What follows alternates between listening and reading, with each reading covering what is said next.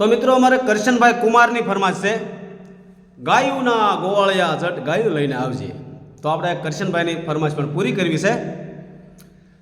એવા ગાયુના એ ગોવાળિયા જટ ગાયું લઈને આવો જો. એવા વાસરું ભાંભરે ને વલખા મારે રે, એ ગોવાળિયા જટ ગાયું લઈને આવો જો.